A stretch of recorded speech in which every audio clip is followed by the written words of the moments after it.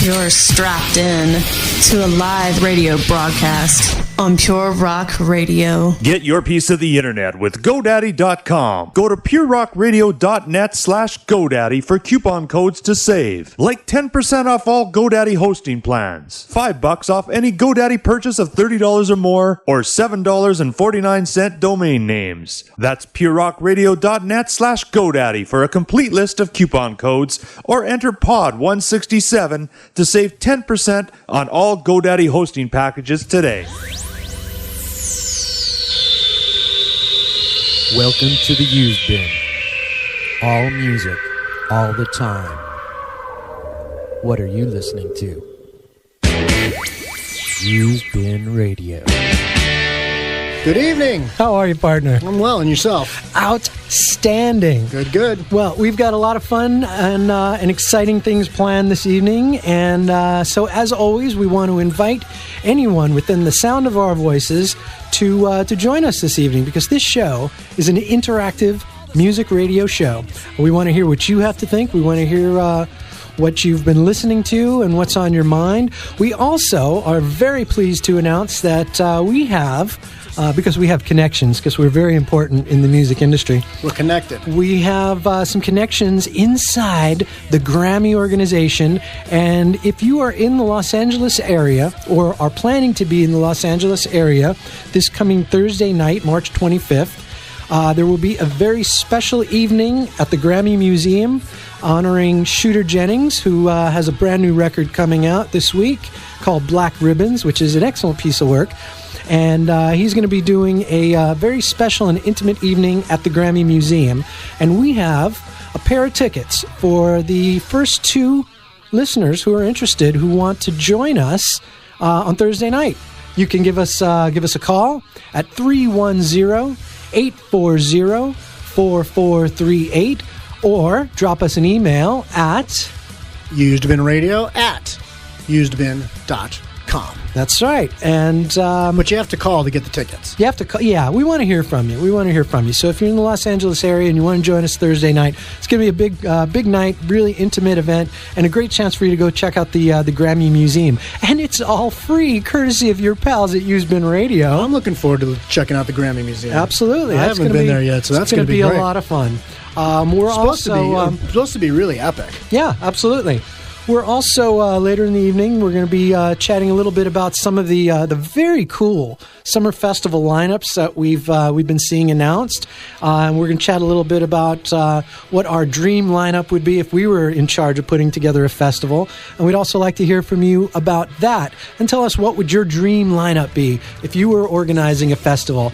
And once again, if you want to chime in on that topic, just give us a call, 310-840-4438. We are live in Los Angeles and eager to chat with you. So, brother man. Yes, sir. What have you been up to? Well, I think I'm going to let you go on that one, because you've got a lot to talk about. I have a lot to talk about. I think I'm going to turn your little wheel on the back and let you go. All right. Well, then let me just ask you right off. Yeah. You got metal? Yeah. You got metal? Yeah. All right. Well, I got metal. I always have metal. I always have metal. Oh, you want a medal? I got metal. Let's see. There's my medal. Yes, let me read. For running the LA Marathon. See, Stadium to the Sea, March 21, 2010. This was the 25th LA Marathon. 25th annual. Mm-hmm. Very, very nice. Yeah, it's impressive little heavy metal medallion. Iran, the icons of LA. Yeah. You were from Iran? I was from Iran. Check this out. So I'm showing Brad the map here, but basically here's what I did. So this is my 26.2 mile run. So they started us off at Dodger Stadium. We went down to downtown Los Angeles, up to Hollywood. We did all of Hollywood Boulevard, all of Sunset Boulevard and the Sunset Strip, Santa Monica. We did like Boys Town and the Troubadour. I bet you did. Beverly Hills, Century City, Santa Monica, and then a mile and a quarter down across the beach to the finish line at the Santa Monica Pier. I got to tell you, it was an epic run. Did you get chafed at all by Boys Town? I feeling the chafe? I did not, okay. But I just wanted to tell you a couple of little tidbits and highlights of the run without going into too much detail.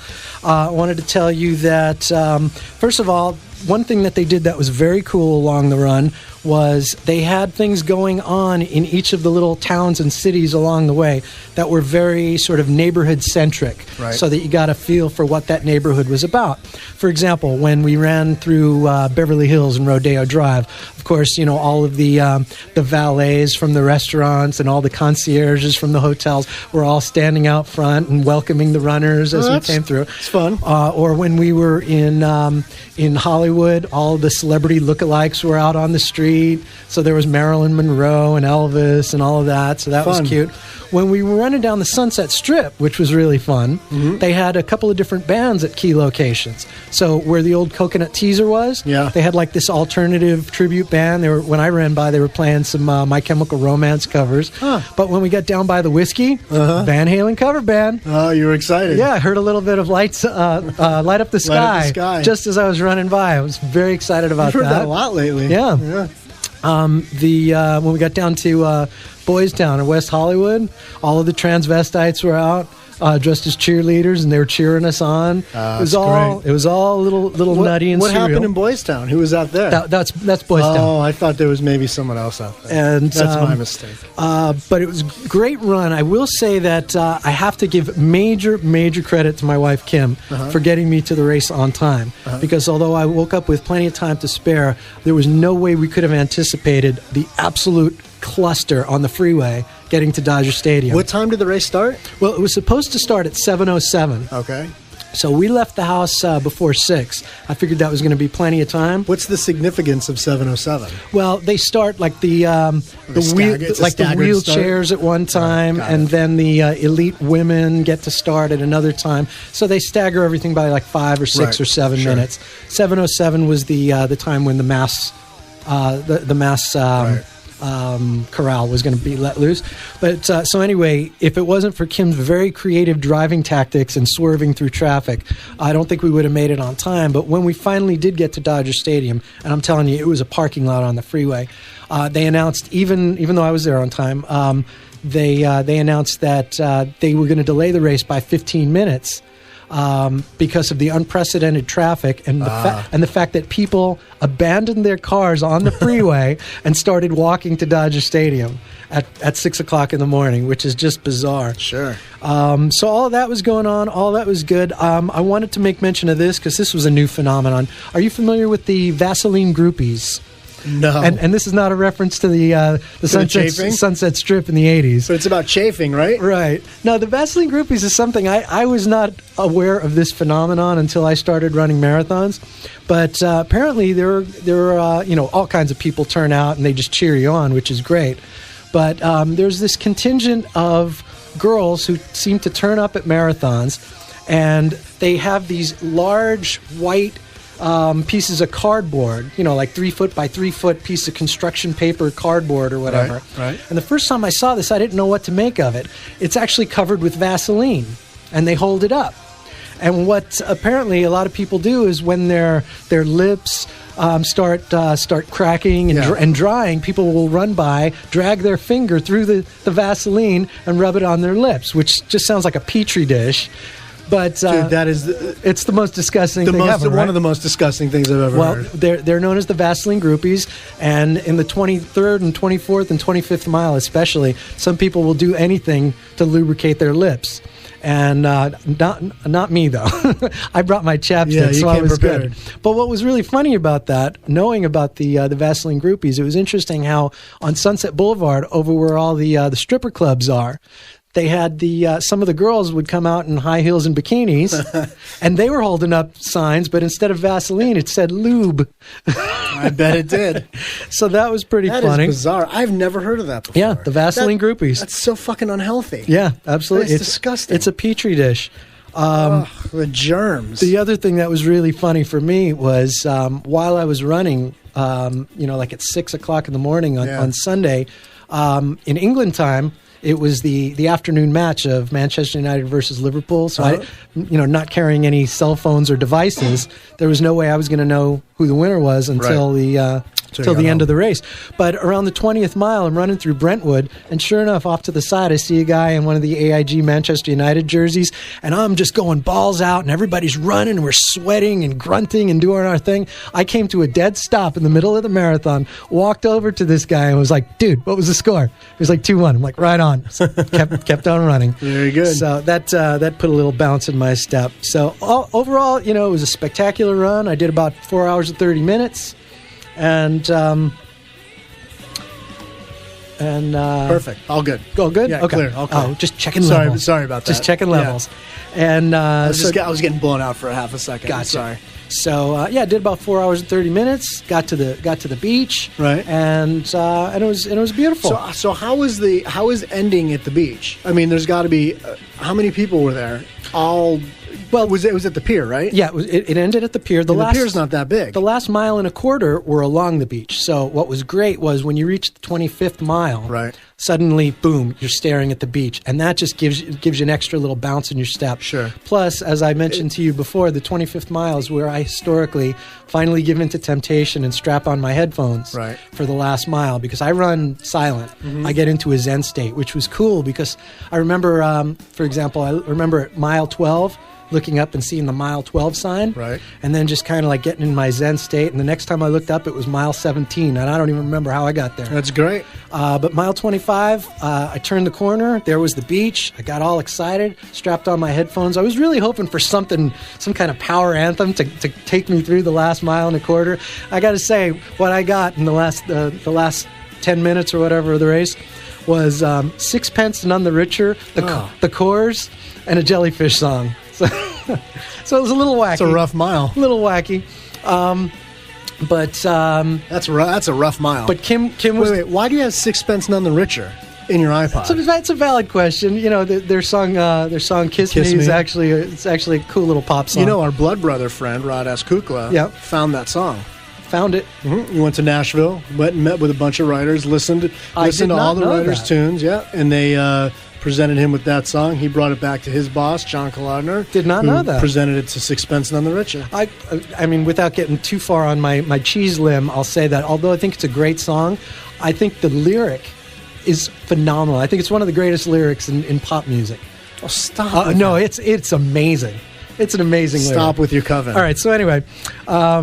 I get to the finish, and there's Kim, and my pal Fergie was there. Thanks for showing up, Fergie. Right. And major cluster of traffic, as you would imagine, down by Santa Monica, because in addition to the 25,000 runners that finished at the pier, there was reportedly 500,000 people down at the pier. Right. Well, that's the whole point of my question. Yeah. How does that work? How do you put 500,000 people down in the Santa Monica Pier? For those of you who don't know what we're talking about, the Santa Monica Pier is not that big. It's really it's just a pier, and the beach goes on forever. But I mean, it's a very small area there. And as you move up, there's a bunch of shops and stuff, and then there's a little outdoor mall there as well. But I mean, you can't put 500,000 people on there. It's going to be a big clusterfuck. Yeah. No. The after party wasn't actually on the pier. You had to walk down the pier to get to it, but it was then down on the sand and that parking lot down below the beach. So they had, stages set up and food vendors and places to meet your family and all that. So, but it was a cluster. It's like a Where's Waldo. We hung out for a little while, and of course I was sore, but I was really elated to have finished. And after we hung out for a little while, Kim said, "You ready for the bad news?" I'm like, yeah. She said, "Well, there's a lot of traffic down here." I said, "Yeah." She said, "We're parked at 7th and Wilshire." So we had to walk 10 blocks back to the car. Oh, dude. Well, tell me how you finished. Did about 4.5 hours. So I was pretty much right on track with the time that I had done the previous time. It was about 2 minutes longer, actually, than my previous time. And the reason for that is because when we went through the VA over in Westwood, it's like a mile uphill in the 21st mile. But at that point, you're dead. Right.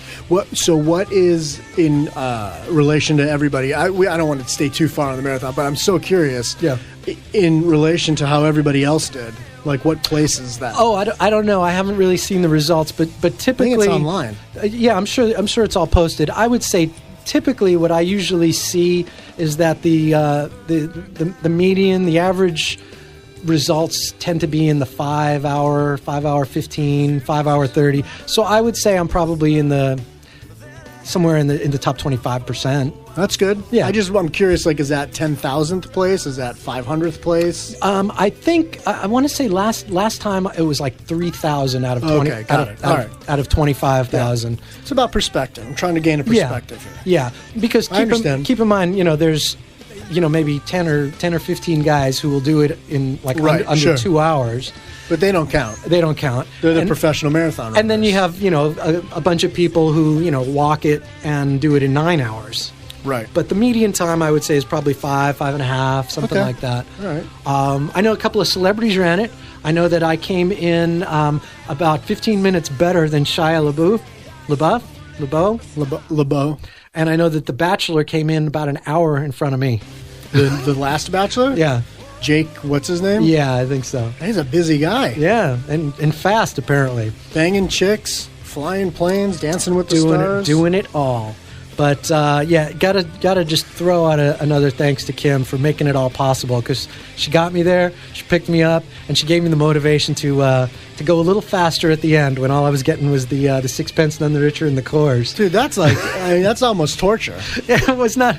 I was really hoping for some Maiden or some Dream Theater or something at the end. Well, although Dream Theater's tough because it's hard to run in 7/8, but that's another story. I don't know how to tell you this, but you can actually control what comes on your iPod by what you put on your iPod. That's a good point. Yeah, that's a good point. So this is all about thinking ahead next time. Let's prepare. Yeah. So good for you. Well, I'm glad you finished. I'm very proud of you. That's quite the deal. For those of you that don't know, Joe used to not look the way Joe looks. So you are quite fit, and that is very impressive. From when I met you, it's quite a difference. Thank you very much, sir. Good job. Well done. Well done. What have you been up to? I'm actually looking up your LA Marathon results. I'm going to find it here at some point tonight. Okay. What have I been up to? Well, actually, we went down to the Grove on Sunday. Nice. Yes, and we coordinated our going down to the Grove with making sure that streets were open from the marathon. Right. So, but we took Ethan down to the Grove, met my sister, hung out. It was nice. My nephew turned 21 tonight. And wow. Yes, so Is this Corey? Jordan. Okay. Yeah. So they all went to their dinner tonight. Corey younger than Jordan? Yes. Okay. I don't know, 18 months or something. So my whole family's having dinner tonight, and so happy birthday, Jordan. But we went and hung out with them on Saturday, so that was nice. And wait, hang on a second. this is a pretty cool version of the song. I almost opened with this. I was close to having to open with this. Songwriting Statement would always be a great opener. It's always great. Now, Except that this is a live version. Who's doing this? It's the Jason Bonham Band. Now, It's not Bonham, but the Jason Bonham right? Band. But isn't this is this the singer that died? No, this. You know who I'm talking about? Yeah, right? yeah. He that was the one singer for Bonham. For Bonham, Right. Okay. This is. I can't remember who this singer is. I want to say it's not Lenny Wolf, but. No, that was Stone Fury. Stone Fury. That was before Kingdom Come. And that was Kingdom Come, Right. which I was confused with Bonham because Right. they sounded so similar. Very much so. Maybe this is him, actually, now that I think about it. His name was Jason like McMasters or something right, Jason, like that? Jason McMasters, right. That's I think funny. We're on the same page. I think he sang in Mike Portnoy's short-lived Rush tribute the band. Cygnus and the Sea Monsters. Cygnus and the Sea Monsters. Do you remember how excited we were when we got that? Yeah, we were at a Prog Fest. No, it was Liquid Tension Liquid show? Tension, right. Yeah. And they had it on sale. We were so excited. We got in the car, and it was just fucking awful. Yeah. Awful. Yeah.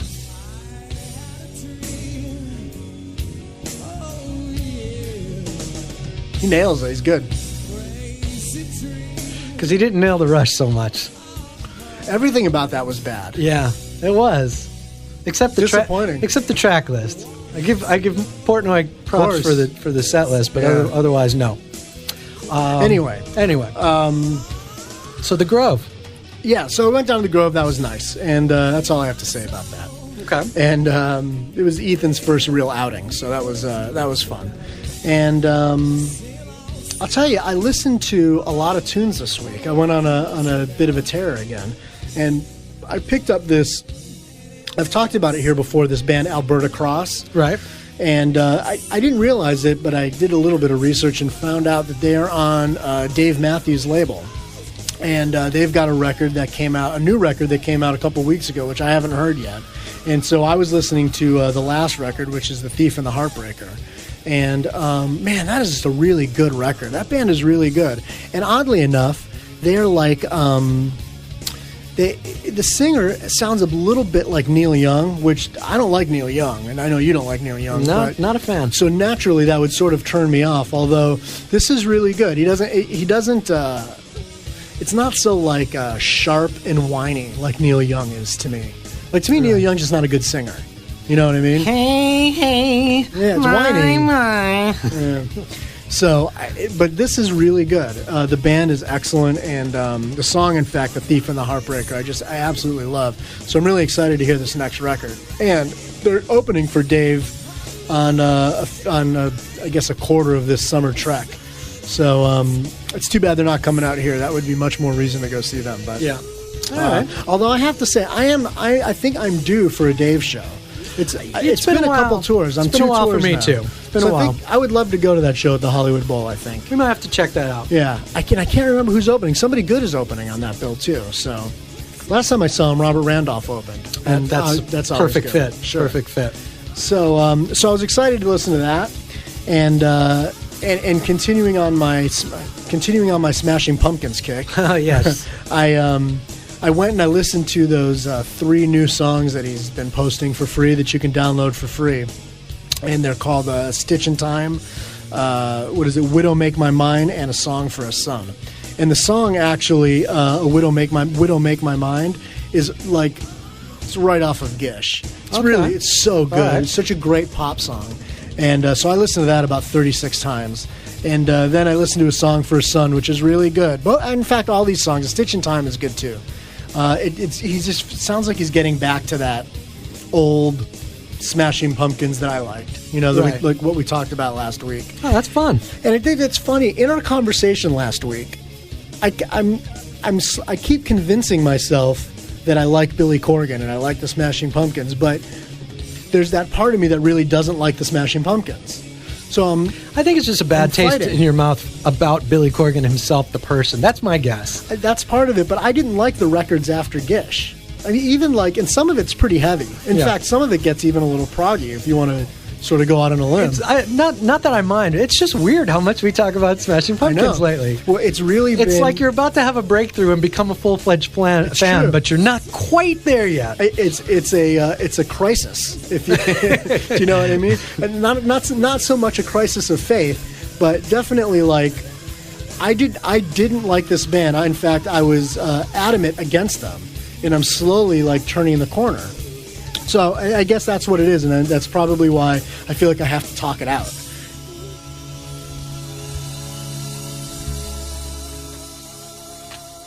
Okay, it's nice. That's cute. He's not going to quite hit that note. No, he's not. No, he took the octave way out. Right.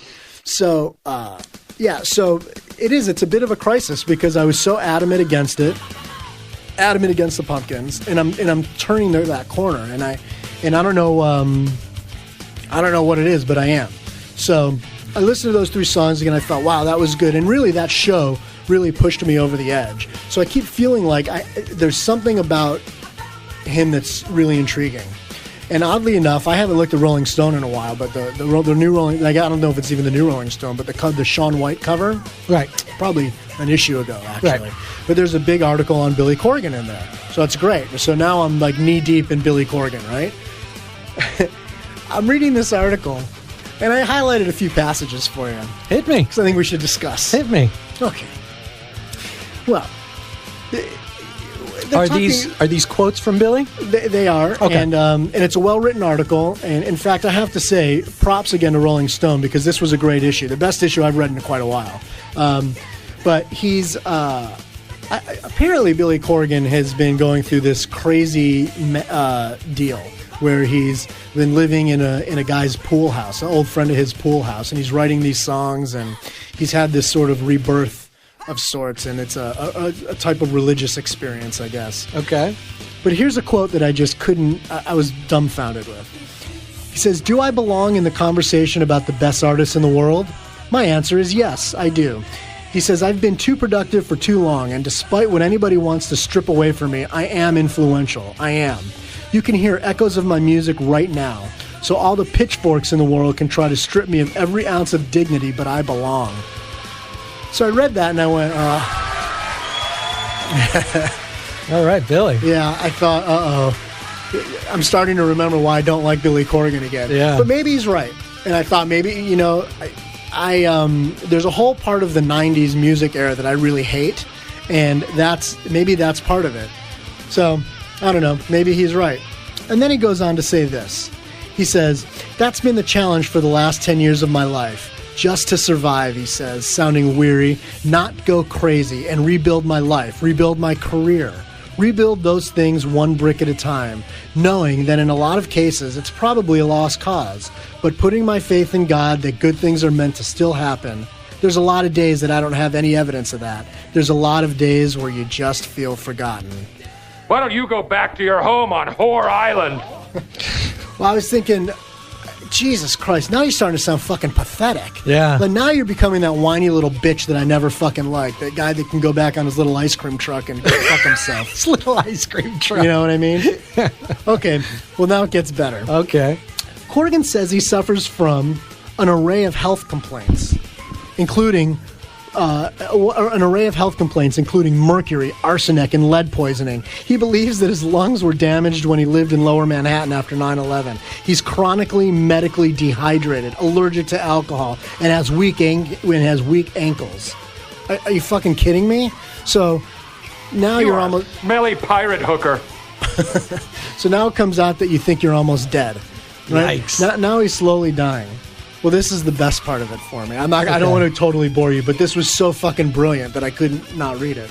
Corgan recently built a gearhead's dream of a private studio in Chicago with equipment from Motown Studios and the kind of mixing boards used by Pink Floyd and the Beatles. To pay for it, he mortgaged his past, accepting a sum that can be safely assumed to be in the millions, where he sold the rights to the song Today for a Visa ad. He sold his soul is what he did. Right. Well, it's funny. In here, he says he had a conversation with Pete Townsend. He said, fuck it. What are you waiting for? I mean, go ahead and whore yourself out. He says, I turned around and took that money and built the studio, and now it gives me the opportunity to give away my music for free, he says. If I had gotten the accolades that I deserved, if I was treated like some sort of pariah, if I wasn't treated by some sort of pariah by my own musical country, if I wasn't sort of caught between pop land and alternative land, if I had a country, then maybe I would have a greater confidence in those systems supporting me. But they haven't. So at some point, I have to go into business for myself. Are you fucking kidding me? Now I remember why I hate the Smashing Pumpkins. And that's the whole. Fuck yourself, San Diego. That's right, and that's the whole point of this. That was the whole point of this. And right when I was coming around, I was like on the precipice of becoming a Billy Corgan fan, right, of being a Smashing Pumpkin fan, and that pushed you off the cliff. Are you fucking kidding me? Like, do I really want to hear another whiny little fucking bitch? Don't we have enough of them out there? Yikes! I don't know. Wow. So he also, by the way, he runs. He's writing a book about his new spiritual beliefs. Okay. Of course he is, right? And they seem to center on a highly personal New Age version of... It's called The Zen Art of an Ice Cream Truck? Yeah. No, it's a New Age version of Christianity. And in the article it says he runs a fucking ministry online. A ministry online. He just wrote a 5-part series about how to put your good anger to use. Wow. I don't know, man. So I think I'm done with the Smashing Pumpkins thing for a while. All right, fair enough. Really bitter about that. And like I said, right as I was coming around, and I was right on the verge of being that guy where I was going to go, okay, I think this guy's really smart. He's really great songwriter. This guy really knows how to write music. Extremely talented. But now he's a fucking... He's stacking too much weight on the other side of the scale. He's a whiny fucking little bitch with his... Right. He's a pariah. He has no musical country. He's been abandoned because he's caught between pop land and alternative land. Yikes. Whatever. Anyway, so that's where I've been at lately. Gotcha. What else you been listening to? I listened to that. I listened to... I got a nice little package in the mail from Kim, actually, which had the Shooter Jennings record. Nice. So yes, I've been. Which we should just remind listeners, if you are in the Los Angeles area, or will be in the Los Angeles area this coming Thursday, March 25th. So if you're listening to this like in April on a podcast or something, don't bother to email us.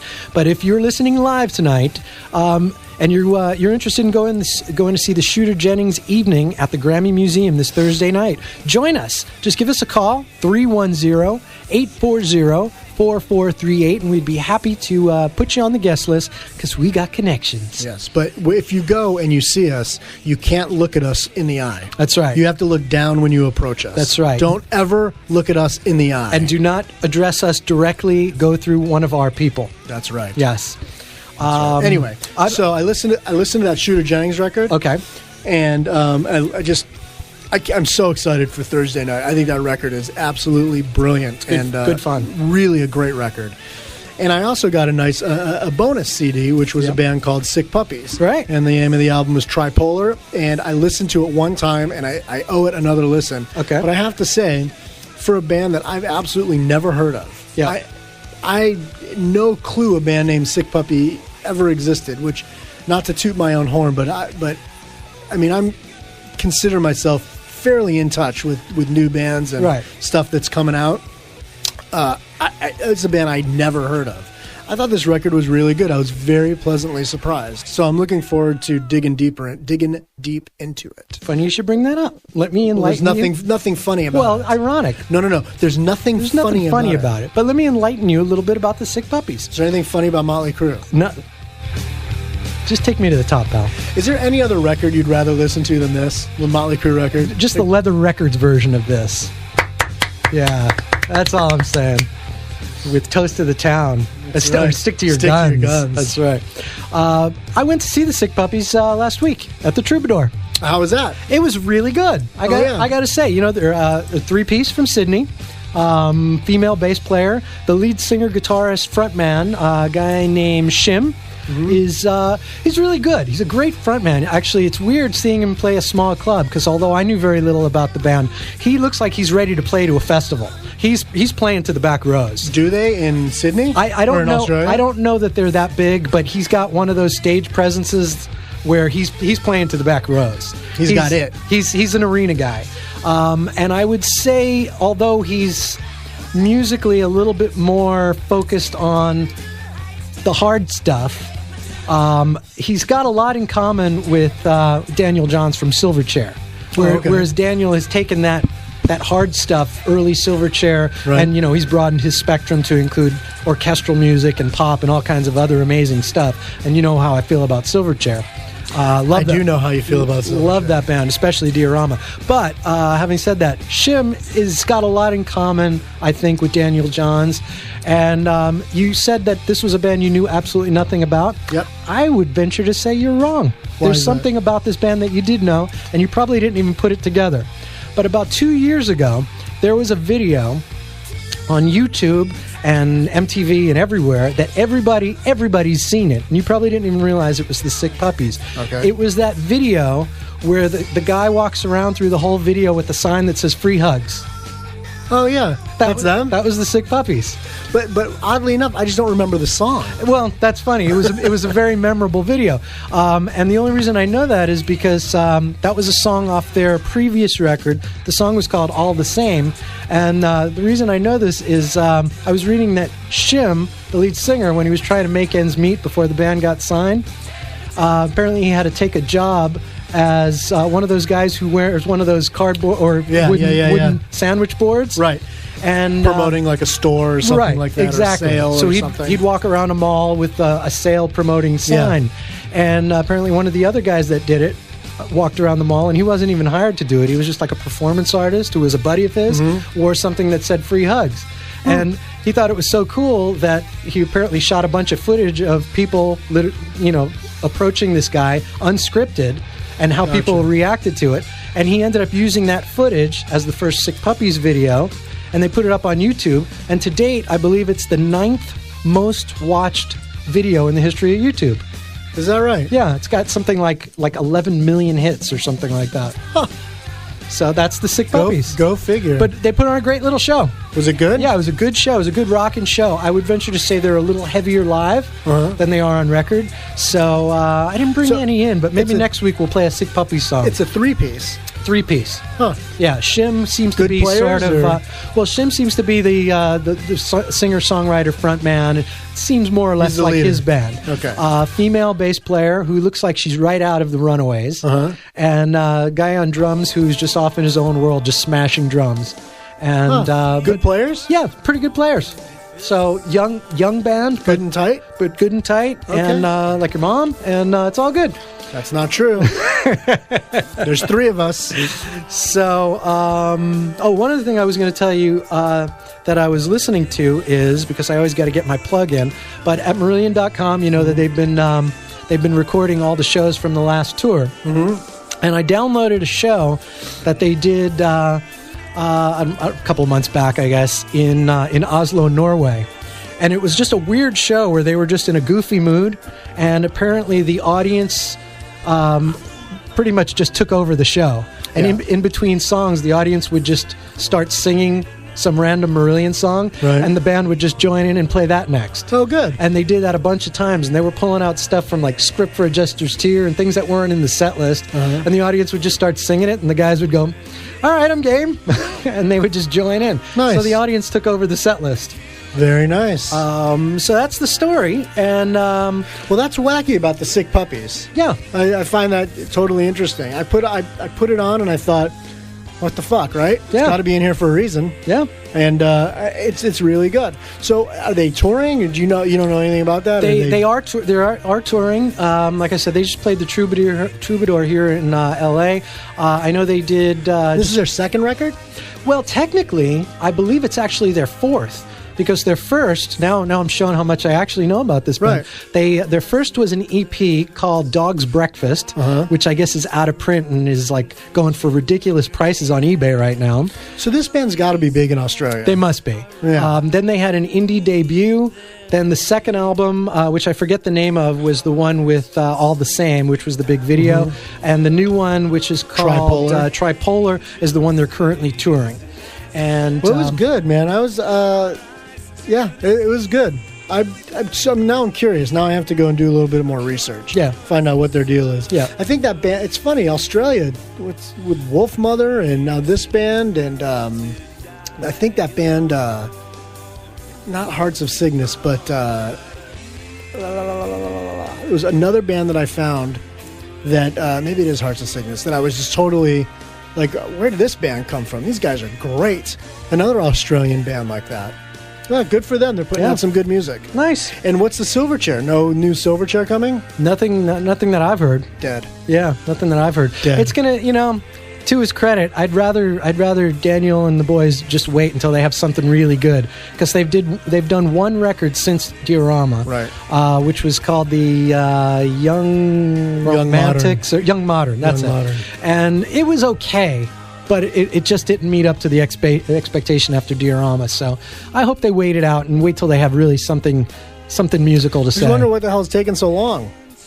I don't know. I'm not a huge fan. I mean, I think it's good. Yeah. I'm definitely not a big fan like yours. I- you are, but I would listen to it. I thought it was good. I'm not a fan of their whole catalog, but they certainly had a couple of major blips. Well, One of them was Neon Ballroom, and the other was Diorama, of course. So I'm curious to see what they come up with next. Oh, this is sorry. Yeah. Sick Puppies. It's their second full-length album on Virgin EMI, Okay. and they're on tour with they tour with Nickelback over the summer, which starts late April. Nice. That's a good gig for them. Yeah, well, any gig opening for Nickelback is a good gig for Sure. anybody. Yeah. Oh, Sure. good for them. And Well, I would go, but I can't stay for Nickelback. and if they hook up with Silverchair and Wolf Mother, that might be the makings of a good Australian summer festival. With AC/DC. And speaking of summer festivals, when we come back, we're going to talk a little bit about summer festivals, some of the cool Yes. lineups that have been announced. Where would you go? That's my question. If money wasn't an issue, what's the one show? It doesn't even have to be a festival, but the one tour this year, whether it's the Maiden tour Right. or any one of the 7 Sonosphere shows Right. or Coachella, any any one of those shows, if you had your choice, if you could go to any show across the country this summer, which show would it be? Right. Or if you could put together your dream festival, who would be on that bill? Would Dream Theater be on your dream festival? Well, would the Dreams, would you go see Dream Girls on your dream festival with Dream Theater and the Dreams? And Dream Syndicate? And the Dream Syndicate. And Tangerine Dream? No Tangerine Dream, you'd fall asleep. Fucking put a knife in your throat first. So we're gonna take a little break here, and then we'll come back. We'll talk about festivals. Once again, give us a call, 310-840-4438 to chime in on the discussion. I'll just let you know right up front that I've got a couple of tracks handpicked tonight. They all have a very specific theme. The theme is running. No. And so the first song I got queued up for you tonight. First song I got queued up for you tonight is from Iron Maiden. So if you're thinking it's Running Free or Run to the Hills, you would be wrong. Because, ladies and gentlemen, I'm proud to announce that this is the loneliness of the long-distance runner. This is a great tune. Absolutely.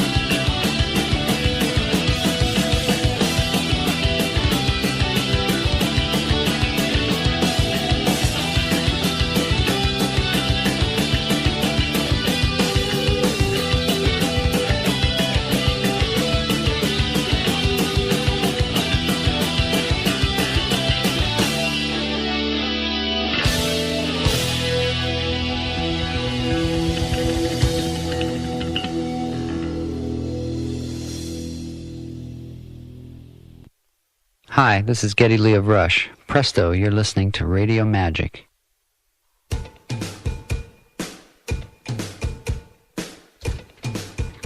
Thank you, Geddy. Thank you. Hey, welcome back to Used Bin Radio. Thanks for joining us on this lovely Tuesday evening as we broadcast to you live from a palatial studio in a very secret location in a cave underneath the center of the earth. Why? Because we are so important that nobody, absolutely nobody, can see where we go and who we talk to. Right? I like it. And if you see us on Thursday night, don't look at us in the eye. And don't talk to us directly. That's right. You go through a surrogate. That's right. Anyway, welcome back. Welcome back. So let's talk some. Let's talk festivals. Yes, because it's spring, so it's very appropriate we talk about the summer. Indeed. And They've been announcing a lot of very cool summer festivals. what I find funny about that is it seems to me like almost after every festival, after the festival's over, Right. it feels like 2 months later they're announcing the next year. Yeah. I know that's not really the case, but I think it's just because there's so many festivals spread out over so long, Right. that after the last summer festival, like the summer festival season ends, Right. we're already 3 or 4 months away from the next year. It's funny you mention that because although I'm sure we'll be talking in a moment about one of the big summer festivals is Glastonbury. Right. I was looking around on the website today, trying to get the definitive lineup. I want to hear who you found. I found a few Right. bands, but before you mention that, I found it interesting that in addition to Summer 2010, which is June 23rd through 27th, I think, Yeah. is Glastonbury this year. Tickets are already on sale for Glastonbury 2011. So that proves your yeah. point. Yeah. No acts are announced for that yet, obviously. I guess that would make sense, though, because, I mean, Glastonbury sells out pretty quick. Right. It sells out without a lineup. So who did you find? Because I couldn't find a definitive lineup yet. It seems like You got to tickets... give me 1 second. Sure, it seems like tickets are on sale, and I know that U2 was announced as the headliner for one of the nights, but I couldn't find that they've announced anything definitive on the rest of the lineup. All right, I think I feel better now. Okay. My microphone is... I'm just not feeling comfortable. Yeah? For whatever reason. Yeah, now I feel a little better. Want me to adjust your sorry levels? about that. I want you to adjust something else, but Okay. not my levels. This is what I have for Glastonbury, which is the, let's see, the 23rd through the 27th of June. Right. At Worthy Farm in Pilton in the UK. Been there. I've got Neil Young, U2, the Cold War Kids. I've got Springsteen, which I don't think is real. Yeah, that's he a rumor. He played 2 years ago, or a year ago. Which would make So, sense because right. my understanding was this year Glastonbury was supposed to be the best of the headliners. So they were supposed to be bringing back people who have headlined. Although U2 has never headlined. That's true. So it's so weird. Anyway, Black Eyed Peas, which don't get me started on that. Jason Mraz, which is another fucking useless piece of shit. The Yeah Yeah Yeahs, Blur, Stereo MCs. The Specials, which is reuniting with the Specials, is pretty cute. Right. I think I'd actually probably go see the Specials. I've seen them. If it was, I have too, but I'd go if it was free and close. Sure. I actually saw Special Beat. Remember when half the Specials and half the English Beat played together? That's right. That was good. Lady Gaga, Stephanie's playing. Stephanie Gaga. Lily Allen, Crosby, Stills and Nash, Regina Spektor, which I thought was great. The Prodigy. Yeah. So I don't know. That's what I got. I saw. Well, this was just weird, but so typical of Glastonbury to be wacky like this. Right. And Andy Williams is apparently confirmed to play, and So there's weird. rumored that Dolly Parton is on the lineup. And the one that intrigued me, I know this is not everybody's cup of tea, but the rumor is Kate Bush is going to play. Which that would be a big deal. The reason that's weird is because she hasn't performed live in 30 years. Yeah. She is strictly studio girl. I don't know, but that seems like the Coachella rumor about the Smiths every year. Right. Every year Smiths Yeah. are headlining. Yeah. Remember one So- year it was the Clash. Yeah. Remember? Oh, crank this. Little bit of Shooter. Little Shooter. What? Let's announce it one more Oh, time. Jesus Christ. Oh, sure. Jesus If you're- Christ. If you're in the LA area or you're going to be in the LA area this Thursday night, March 25th, and you would like to attend a very special evening with Shooter Jennings talking about his new record at the Grammy Museum, a great opportunity to go check out the Grammy Museum. Yep. We've got your connection. We've got some tickets. Just give us a call, 310-840-4438. or drop us an email at usedbinradio@usedbin.com. We'll hook you up. Right. So I found this weird festival that I'd never heard of before. It's called, I'm sure I'm going to fuck up the name, Wakarusa. Okay. It's in Mulberry Mountain, Ozark, Arkansas, June 3rd through the 6th. Wow. So this is like the Deliverance Festival. That's right. Oh, my. Tickets are $144 for a 3-day event pass. Want to know who's playing? Yeah. Widespread Panic. Okay. Humphreys McGee, the Disco Biscuits, the Black Keys, Slightly Stupid, John Butler Trio. How about Zappa plays Zappa? Nice. Blues Traveler, Robert Randolph and the Family Band, a big favorite of the show. Fishbone, the Mother Hips, Tea Leaf Garden, Lotus, State Radio, Ivan Neville. Wacky lineup, right? Yeah, It's totally. very jam band oriented lineup, but I love that Zappa plays Zappa's on the same bill as Fishbone and the Mother Hips. And how about, I don't know who The Machine is. Have you ever heard of The Machine? No. But The Machine is performing Pink Floyd. No, don't know what that means. So welcome to the Machine. It must be like a Pink Floyd tribute band. Welcome to the Machine. Oh, yeah. Yeah. Good call. Good call. Okay, I just take off my Hey, dunce hat for I'm a very minute. sharp with the references. But I'd go to that show if that was Sure. close. That's a great bill. Here's a weird bill. Did you hear about Rock in Rio, which is going to be actually in Madrid? I don't know how. I don't know how that works. Of But course. no kidding. It's called the Rock in Rio Festival, but it's not the one that they hold in Brazil. It's going to be in Madrid. Is it in Rio, Madrid? I guess June 4th through 14th. So it's multiple nights. But talk about mixing up genres. Just get your head around this: Metallica, Bon Jovi, Rihanna, Cypress Hill, Motorhead, Shakira, Marillion, Rage Against the Machine, John Mayer, Well, that makes sense. and Miley Cyrus. What is that about? The John Mayer makes more sense than than anything else. But did you ever think you would see like Marillion, Motorhead, and Rihanna on the Yeah. same lineup? That's Wow. They got all their How much bases are those covered. tickets? I don't know. I'll have to look into that. I'm in. I don't know if I want to fly. You know, people are going to fly to Rio and they're going to be like, "Where's the festival?" Right. And they're going to be like, "It's in Madrid." What? Right. How about, we talked a little bit about this earlier, Rocklahoma this year, which is May 28th through the 30th.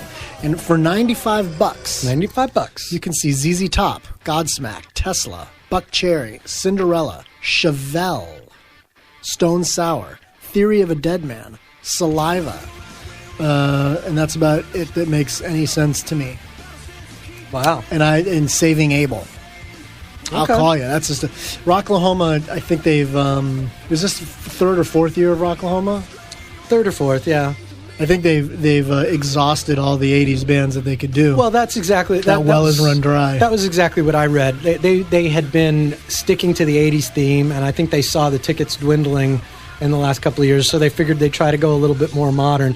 I think it's going to backfire on them personally. I think they had a nice little niche, it has to. but I have no interest in that bill Yeah, this year. none And there's so- some of those last couple shows I would have gone to see last couple years. yeah, I mean, especially because once they got through the inaugural year and they were sticking to the 80s theme, at least they were getting to the point where they had credibility with the 25-year-old 80s contingent. Right. And so bands were coming out of the woodwork, and there were reunions like Triumph played and Right. Extreme, and some bands that you probably wouldn't have gotten out of the I agree. out of the practice studio unless there was some place for them to play, and that was a good place. Well, here's something to talk about. This resurgence of 80s music, has been, and obviously Rocklahoma, I think, either spearheaded it or put the exclamation point on it. I'm not exactly sure which, if the apple came before the cart, or what is that, the horse came before the apple, or the cart looked up its nose up the apple. You can't stick your head up a butcher's ass if you want to. Wait a second, that's not right. You know what I'm trying to say. Yes. Can't put the apple before the cart. You can't put the X in sex. Oh, yes, you can.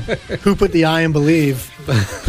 Your love is like a muscle. Well, no, what was the line? was- My love is like a hot knife through butter. Oh. Those are lyrics, ladies and Who gentlemen. put the X in sex? Wow. Okay, anyway. California Metal Fest coming to Pomona. Anyone? Pomona, California, that is? Yeah.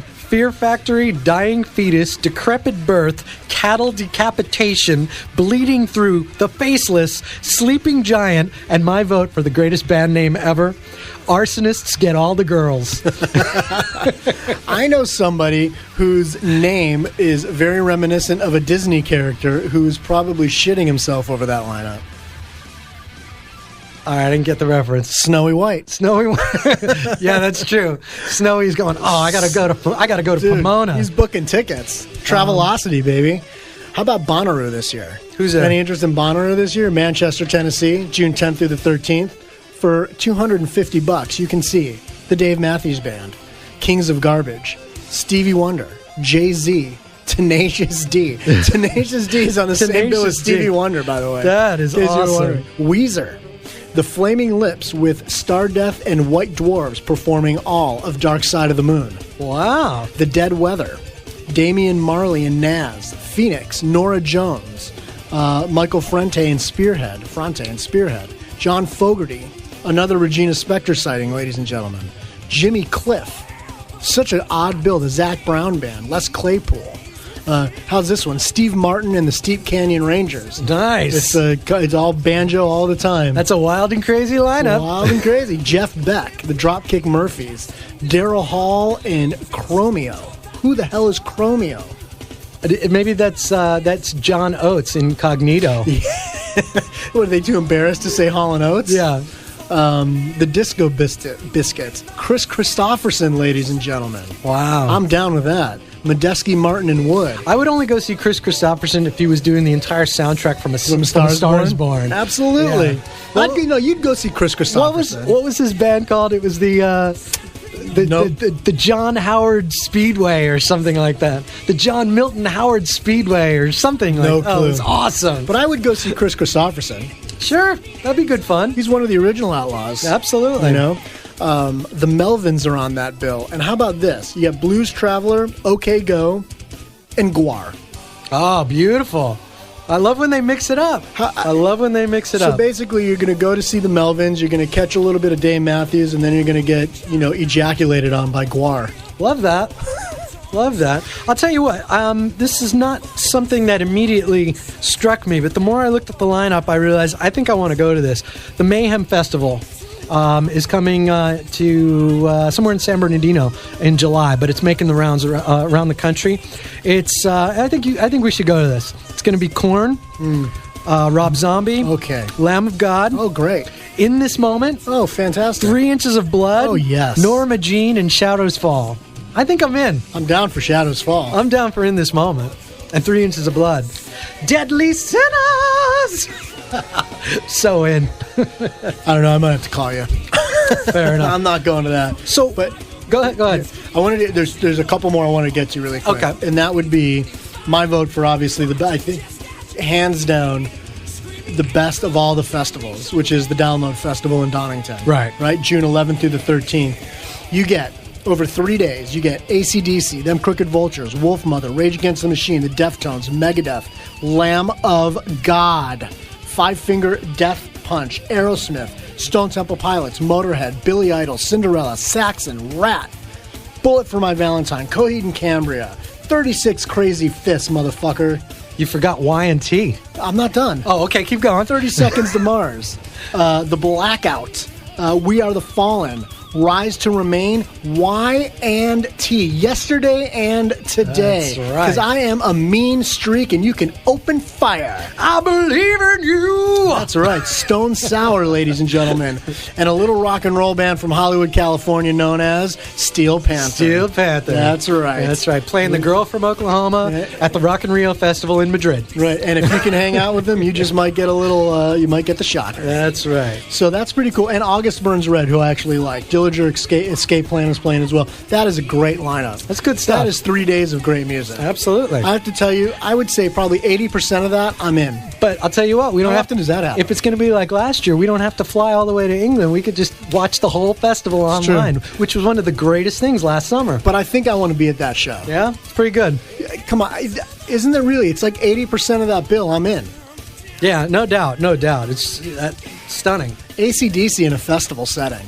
always good, especially in England, where they're worshipped. Going to be great. Yeah. The only thing better than that would be seeing them in a bull ring in Australia. No, that was Madrid, at the Rock in Rio Fest. Sure. Yeah. Sure. Okay. And then I had one more. If you want to, unless you have one, Hit me. There's like 7 Sonosphere festivals, but it's important that we talk about it only because most of them, not all of, actually I think half of them are featuring what they call the so-called Big Four. So, right. Like Poland, you've got Metallica, Megadeth, Slayer, Anthrax, and Mastodon. Switzerland has the same Big Four, including Heaven and Hell, Motorhead, and Rise Against. The Czech Republic, same thing, including Mastodon. Bulgaria, ladies and gentlemen. Sure. Rock and roll capital. That's right. You get Rammstein along with the Big Four. No. It's Rammstein. That's right. Rammstein. Alice in Chains, Mastodon, Stone Sour, Manowar. That's pretty good. Manowar. Yeah, Greece, you get the Big Four with Bullet for My Valentine. Romania, you get same thing as sort of the Czech Republic. Turkey, similar thing. Spain, you get Rammstein. Faith No More, Heaven and Hell. It's Rammstein. And then and this is where it gets different. Then the UK is 3-day festival, and you get Iron Maiden, Rammstein, Alice Cooper, Placebo, Motley Crue, Slayer, Anthrax, Fear Factory, Papa Roach, The Cult, Iggy and the Stooges, Rollins doing spoken word. That's pretty good. Skunk and Nancy. And Rammstein. Sweden, you get Maiden, Heaven and Hell, Motley Crue, Alice Cooper, Iggy and the Stooges, Slayer, and Anthrax. That's a pretty great bill. Are you in that? I'm down with that. In Finland, you can scream for me, Finland, because you get Maiden, Heaven and Hell, Motley Crue. Scream for me, Helsinki. Yes. Anyway, that's Sonosphere, those are great bills. That's good. Yeah, that's good. I'm so interested in that festival. How it's seven or 8 shows, whatever it was, all across the world except for the United States. Yeah. Why don't we have a Sonosphere? Yeah. Well, I mean, we go Coachella, where you get 1,000 bands over 3 days. We haven't even talked about Coachella. Yeah, and that's coming up, and I'll be there, and I'm hoping you're going to join me, and I'm going to see Muse and Faith No More, Coheed Cambria, Devo, Les Claypool, MGMT, Porcupine Tree, Shooter Jennings. It's a good day, ladies and gentlemen. That's going to be a lot of fun. But my point is, some of these festivals, particularly the ones you mentioned in Europe and like Coachella, you get a ton of different bands and a ton of different genres over multiple days. But if you really just wanted to focus in and put together like your dream lineup, I'm always intrigued by this kind of thing. Like if you could really, assuming you're not trying to put bands that are dead on the bill. I'm not talking about like a dream lineup of the Beatles and Hendrix and Elvis or something like that. I'm talking realistic. If you could put together the dream lineup, what would yours be? What would be Bradapalooza? Actually, you got to give me a second, because right. I just got a got an email? Yeah, a long one from Dean. Okay. I'm just trying to get through it. Okay. Wow. It's got a lot going on there, huh? I love you, Dean, but this is going to take me a while. Well, why don't we read it during the next break, Okay, and then we'll come back and talk about Dean's idea. All I saw was, forget. I'll read. We'll get through that. But what would be your dream lineup? Honestly, off the top of my head. And before you even answer that question, where would the festival be? In my backyard. Okay, all right, good. So in Brad's backyard. Where else would it be? In Brad's backyard, we show up. We have let me tell you, we have this. a hot dog off the grill and something cool to drink, and we listen to the music of. Let me tell you really quick too. By the way, that the show that I want to go see this year that trumps everything we just read, is the Rush tour. Oh yeah, that's the show I'm looking forward to the most. Absolutely. So that and probably Maiden and Dream Theater. Indeed, those are the shows I can't wait to see. And I think my dream lineup would have to be Rush, obviously. Sure. And I would obviously want to put Dream Theater on that bill, because I would be so curious to see how Dream Theater tailors their set to a Rush crowd, since Rush is headlining. Yeah. That would be really, really fun for me. Would not be a stretch for them, but it would be fun to watch. No, but it would be fun to see them tailor their set that way, just like it will be for Maiden, to see them tailor a set for a Maiden crowd. Right. So I really enjoyed that Yes show when they did that. So I would be very interested to hear them do that, to see them do that. I would, oddly enough, I would put this band on there, Coheed and Cambria. I love Coheed and Cambria, and I know they've got a new record coming out next month, or actually I think in May. So I would absolutely put Coheed and Cambria on the bill. Right. I think that if I put the New Progressives on the bill, I would get shot. But I would do it anyway. Sure, Francis would be great in your backyard. We've already seen him in your living room. Why not? Why not your backyard? That's right. But yeah, I think he would probably be on that bill. And like I said, it would be a stretch, I know, and it might not go over well, but that's okay. Right. I would put Faith No More on that bill. Sure. Because they need a Southern California appearance. Because I don't think we're getting one. Coachella. That's not Southern California, though, is That's it? Southern California. Sure. Palm Springs? Sure. It's fucking desert California. Well, yeah, but it's Not Southern close enough. desert. I guess that's true. Yeah, you're right. You're right. Still not good enough for me. And then I guess if I had to get just to change it up a little bit, so it's not a kind of everybody sounding the same, right. I would probably put Robert Randolph and the Family Band on there. Fun. I would put Humphreys McGee on there. Wow. And then I would go, probably so that Francis doesn't feel like he's the only one getting shit thrown at him, I would probably put Corinne Bailey Rae on there. Wow. Because I fucking love this new record. That is a very eclectic and very modern lineup you put together there. I think it's possible, and I'd like to book the Troubadour. It's very possible. Well, if not, then your backyard. In my backyard. Wow. That's actually a very realistic lineup. A little more realistic, I think, than mine, although I didn't bring back anybody from the dead necessarily. Which is good. But can I make one mention real quick? Sure. I'm going completely off topic. Sure. Have you heard the Jimi Hendrix record? The new old record? It's all the outtakes. It's like, what's it called? Something Neptune. No. I'll have to look it up in the break. Good. I actually listened to some of it. It's great. Oh, I'll have to check it out. I like Jimmy. Was this stuff from the very end of his career? This is unreleased stuff from the end before he died? I don't know, but it's that period. It's the Band of Gypsies period. Okay. Because it's a lot more jamming than it is... than it is the Experience. Because every once in a while, an anthology, now that we're off track, we'll talk about Hendrix for a second. Every time they seem to release like an anthology or some kind of box or something with some bonus tracks, a lot of it ends up being like early raw versions of old bluesy stuff, which I'm not as fond of. But that later period stuff, when he was getting like Axis Bold as Love, it was a little more blues, borderline fusion blues. Yeah, and I like where he was going. What I heard was that. It was that Band of Gypsies kind of Axis Bold as Love. I'm in. And I think it's I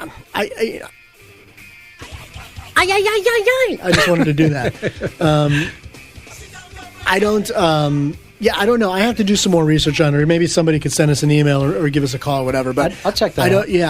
I was listening to it going, man, this is the Hendrix that I really like. Not that I don't like the Experience stuff, but I really like the Band of Gypsies period. Are you experienced? Yeah. Okay. Excuse me while I kiss this guy.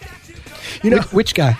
I heard Lee and I were driving the other day, and I was listening to Howard, and it was last week, so they were running like best ofs, and they were running an old Sebastian Bach interview.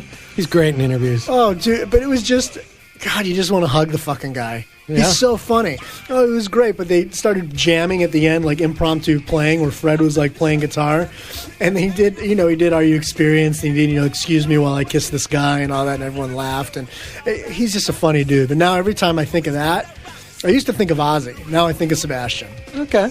Just great interview. Makes me want to listen to old Skid Row. Well, fair enough. Anyway. Fair enough. So I think that's probably my dream bill for 2010. Fair enough. That will change dramatically, I imagine, next year, because there'll be no Rush on there and probably no Dream Theater on there.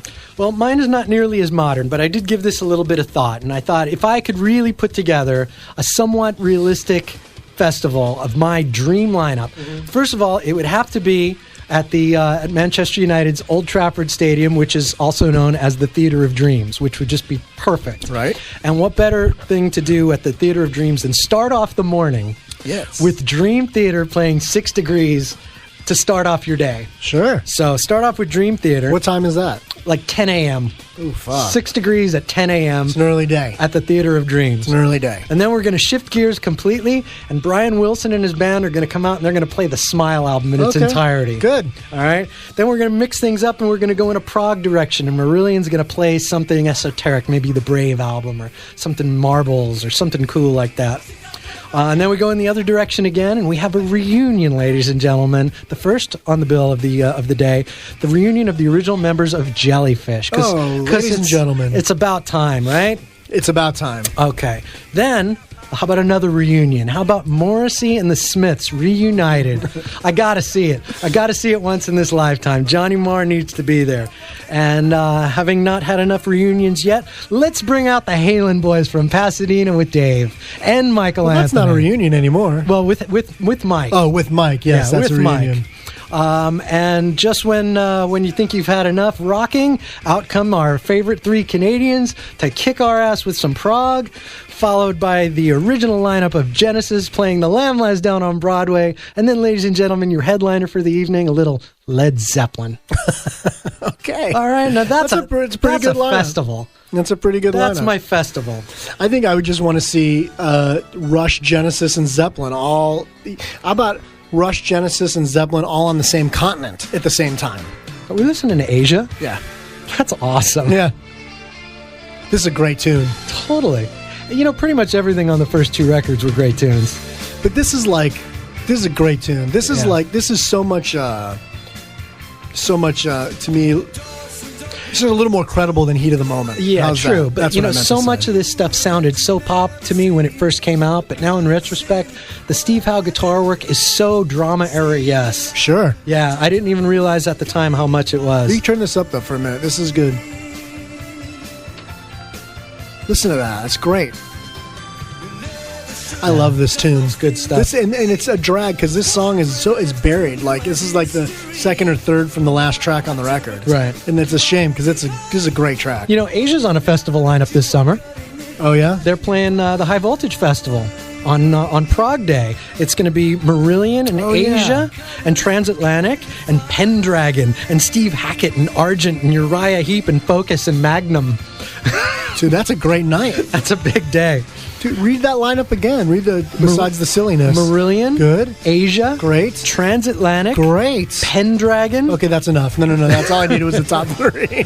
But Although Magnum, they're on their 77th anniversary tour. yeah, they should tour with Renaissance. Ladies and gentlemen, please welcome. I got so we threw the question out to some of our regular listeners and said, hey, chime in and let us know what your dream lineup would be if you were planning a festival. We got some wacky responses. I just wanted to read you a couple of them. Please read me a couple responses we got. All right. Well, someone named Jeff obviously is stuck in a reunion mode. Good. Because he wants Metallica with Mustaine, Styx, the original lineup. Wait, time out. Okay. Let's just try to process Metallica with All right. Mustaine. What would that sound like now? It would sound like Metegadeath. Shit, what would that sound? I don't think I've ever thought about that one time. What would that sound? What would Metallica with Mustaine sound like now? It would sound like Metallica with more treble, with more high end. They have to play the whole first record, I guess. Sure, huh? sure. It'd be That's not bad. No, that'd be fun. So Metallica with Mustaine, followed by Styx with the original lineup, Good. followed by Journey with the original lineup. Good. Well, not the original lineup. I'm assuming he's talking about the Steve Perry lineup. Right. Yeah. Followed by Sabbath with the original lineup. Can we put Randy Jackson on there? Sure. Okay. Followed by Guns N' Roses with the original lineup. Wait. What was after Journey? Black Sabbath Oh, good. with the Ozzy? original lineup. Guns with the original lineup. Great. Followed by Van Halen with the original lineup. And his headliner, Kiss, with the original lineup. That's the headliner? Yeah. I don't know. It's a little kooky. Sabbath is like the third band on there. Metallica's the opener. That's big. Little kooky. I have to say, I don't ever need to see Sabbath with Ozzy again. Yeah, I'm with you. Don't need to see that again. Would love to see the Guns lineup again. Yeah. Although, no, I would. You know, I listen to some of the Slash record because it's streaming online. Right. You know, we were talking a couple weeks ago about bands that if you listen to like a guitar player's solo record where it stands out and you go, yeah, that's a Keith Richards record, or Right. oh, that's a Joe Perry record. And I wasn't quite sure how I would feel about that being a Slash record. But wow, does he have such a distinct signature sound that the minute you hear that guitar, it's so Slash. That was Yeah, good, man. totally. I was surprised that I liked the song that I heard. I think it was the one with the Wolfmother guy. Gotcha. Andrew, what's his name? Really a good tune. Kind of excited to hear that record. Totally. I'll just rattle off one or two more of these, but Go crazy. this is one of the wackier ones. Someone named Kelly writes in, and here's her lineup. And I'm just going to rattle this off and see if you can process this, because it almost makes sense until the end. The Smiths, The Cure, Depeche Mode. Wait. The Smiths, The Cure, Depeche Mode, Red Hot Chili Peppers, Jane's Addiction, and Molly Hatchet. What does that even look like? What does that look like? And then someone named Jiggles. I don't know. Wait, back. No, Yeah, no. you wanna go back to that? You're not getting away that easy. The Smiths. What's her name? Kelly. Kelly. The Smiths. The Cure. Jane's Addiction. Red Hot Chili Peppers. There's such a 90s. Depeche Mode. And Molly Hatchet. It's that late 80s, early. That's like the 88 to 94 kind of music right up until you get to It's crazy. Molly Hatchet. I don't know that I ever need to see Depeche Mode, The Cure, ever again.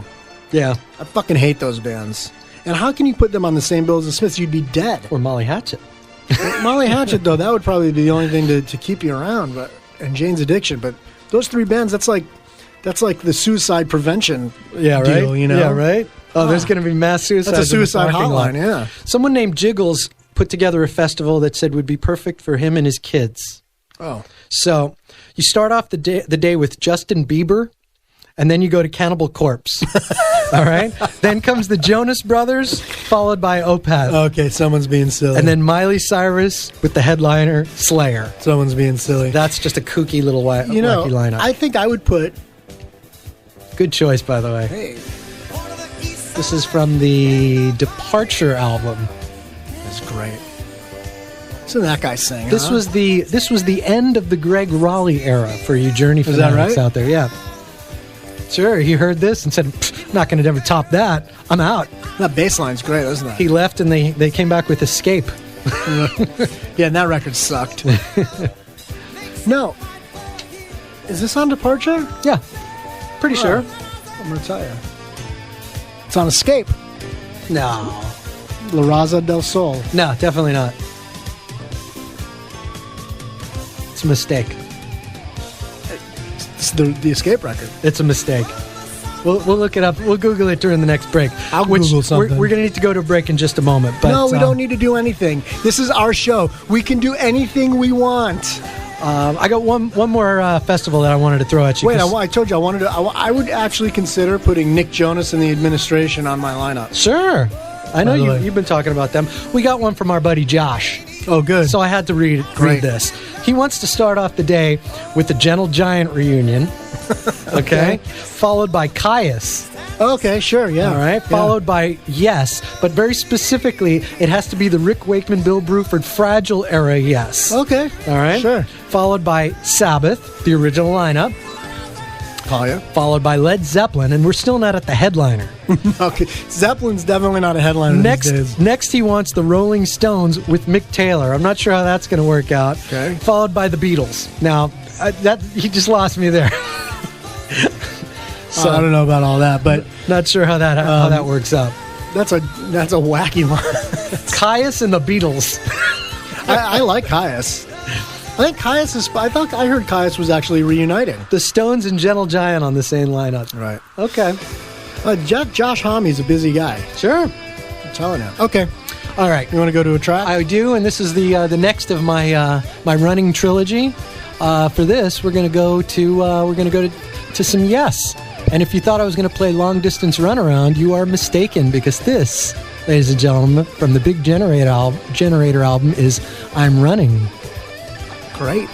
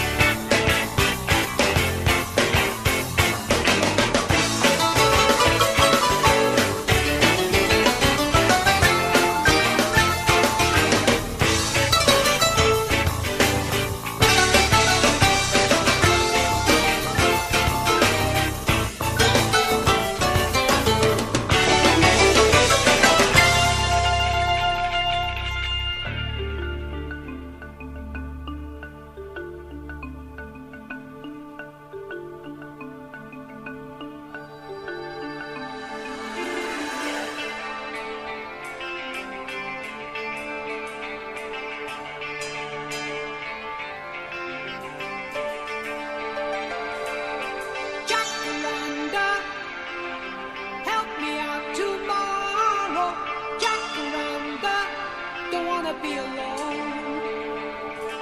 Keep falling over, a spell that brings this sorrow.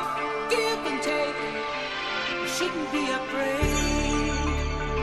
So you give me this big story, it wakes me every day. The challenge is to chase the sun just to break away. And I'm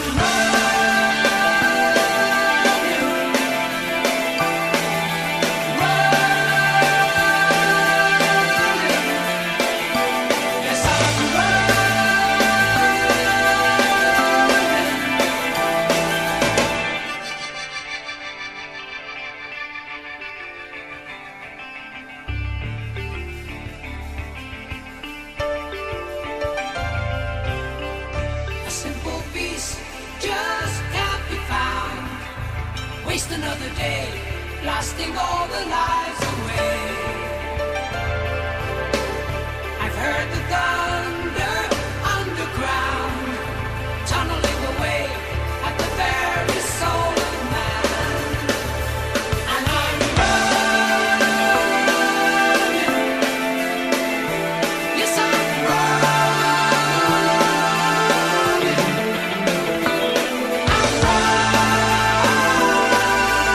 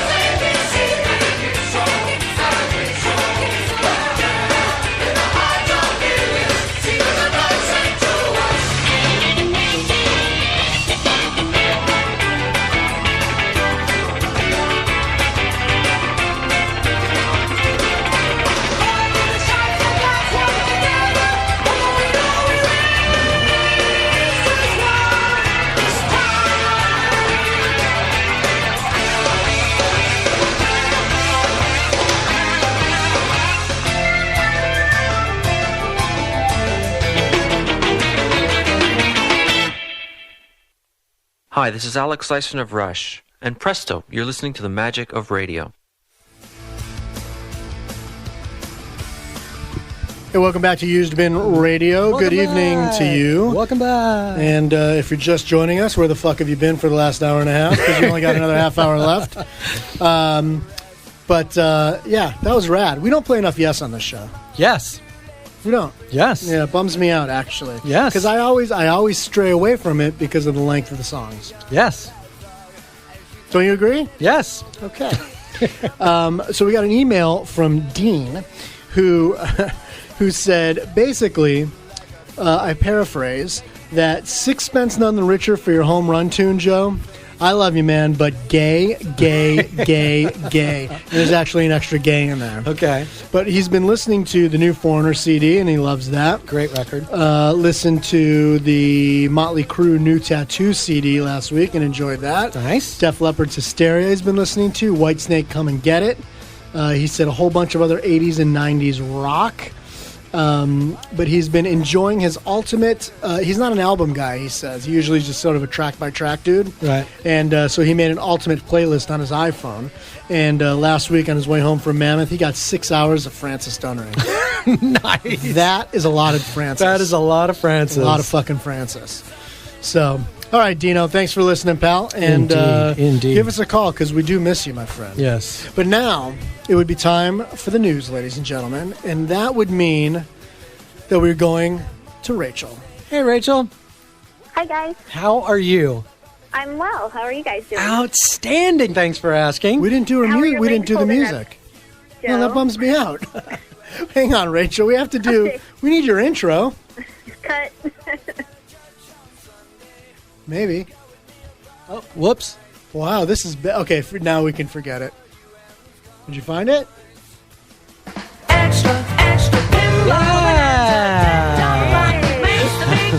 That's what I'm talking about. All right, then. Hi, Rach.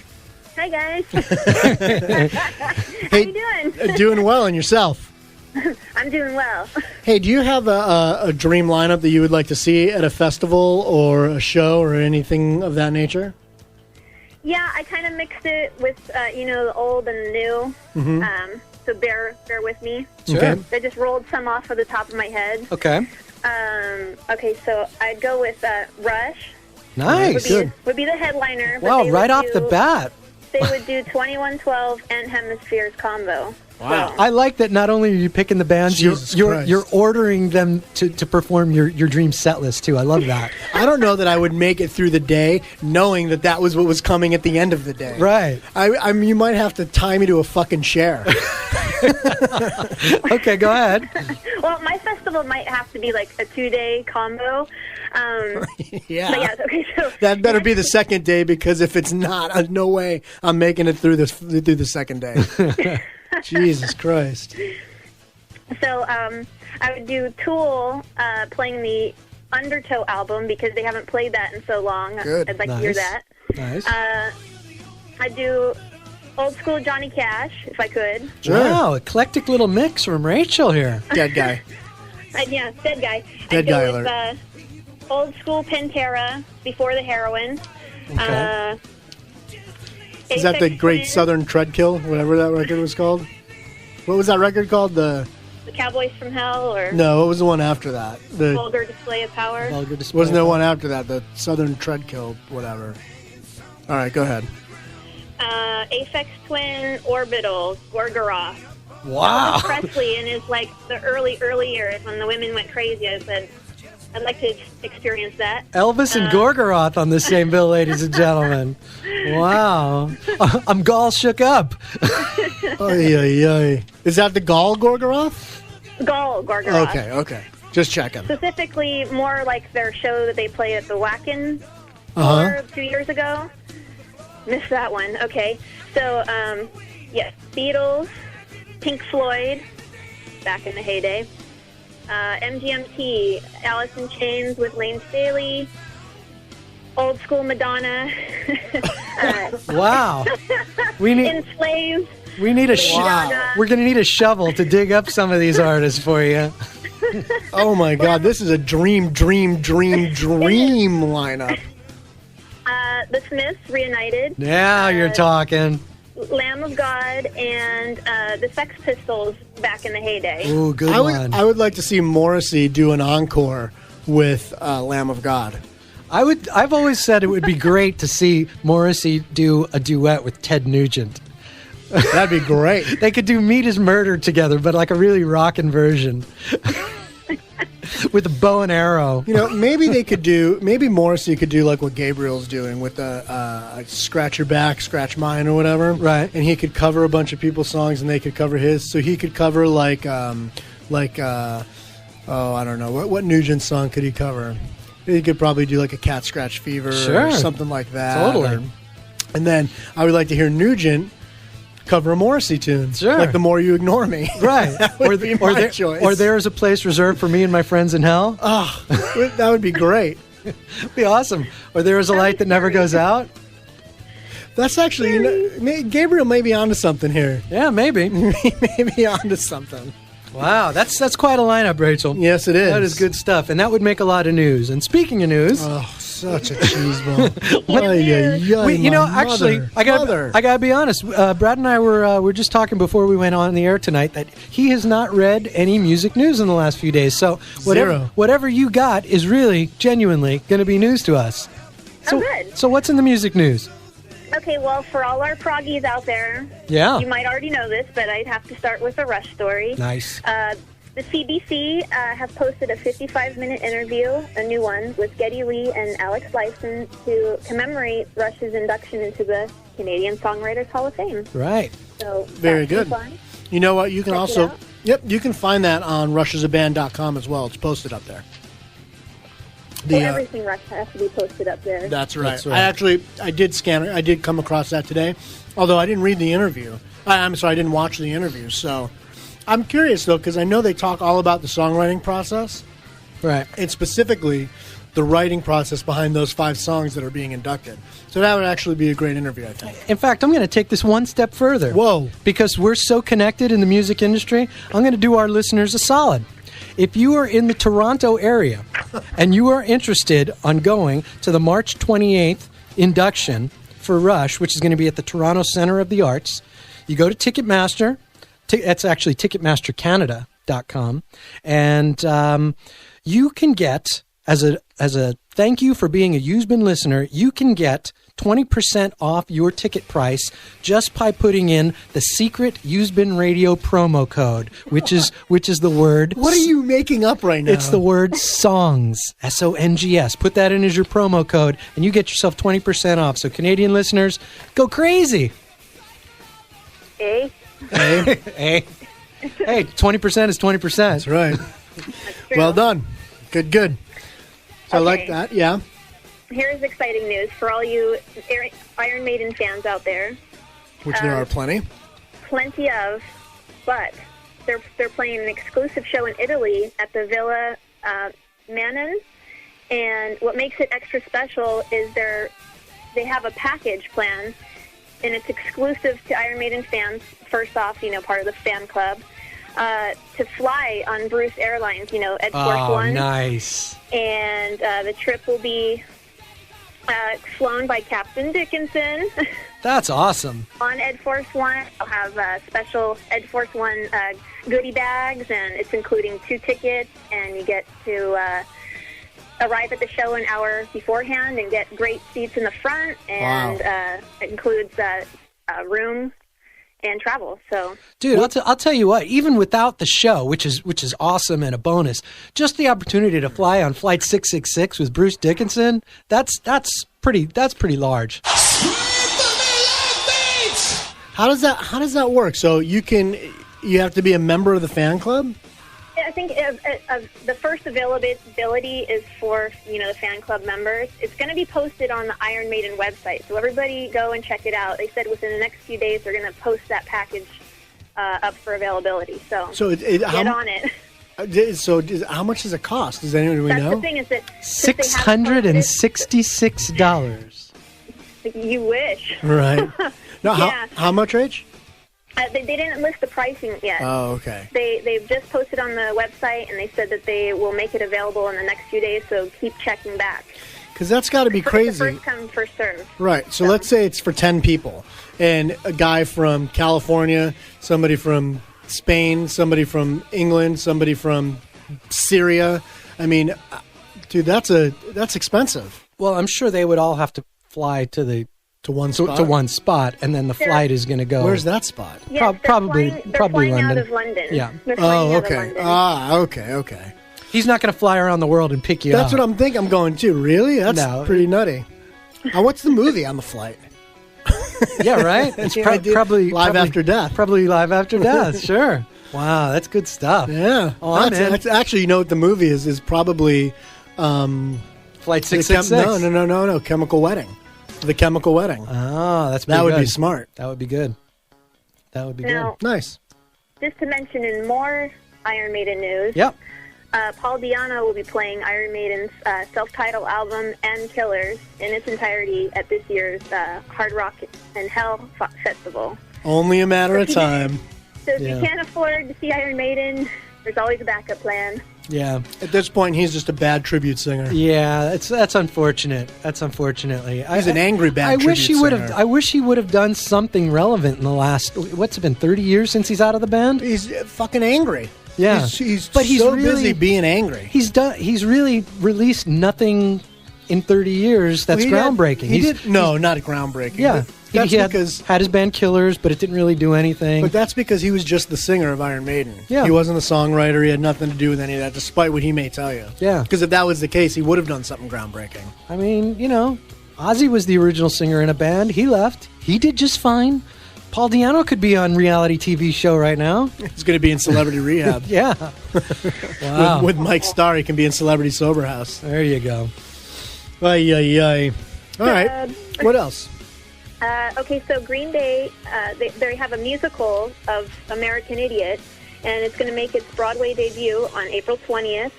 And according to Deadline reports, talks are in the works that there's advanced talks that they're going to stage a feature film adaptation of the play. Yeah. And rumor has it Tom Hanks is going to direct the film, and Julia Roberts might play a lead role. So.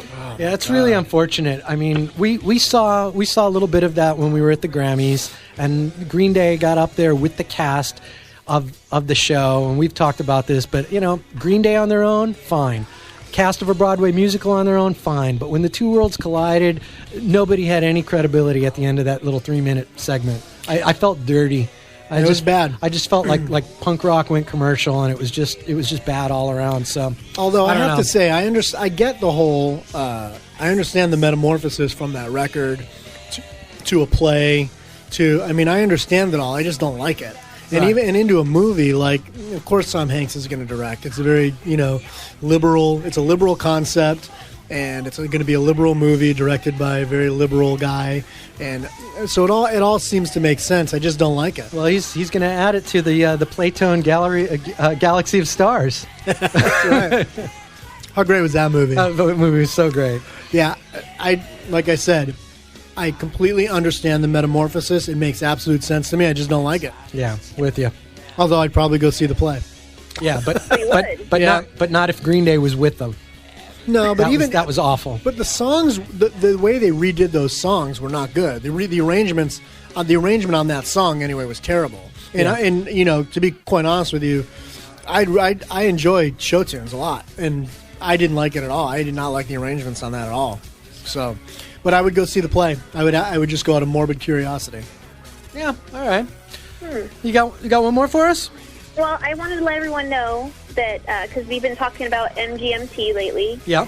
and their new album has actually leaked on the internet. So available now on their website, whoismgmt.com. They have their whole album up for streaming until it's released on April 13th. So Nice. Very go and smart. Check it out. I'm looking forward to Yeah. seeing them at Coachella. I've been listening to that record. I'm really excited to see them. Well, I heard that this record is nothing like that record. That's fine. heard I a just little bit. I'm just Yeah. looking forward to the live show. Oh wait, did you say you heard a little bit of it? I heard a little bit of it today, and it's like if you were to mix the current record their sound with like maybe like a Beach Boys surfer vibe meets Wow. like Paul Revere and the Raiders or something. I don't know. Oh, is that the tune that's like 15 minutes long? the song? The new song? Yeah.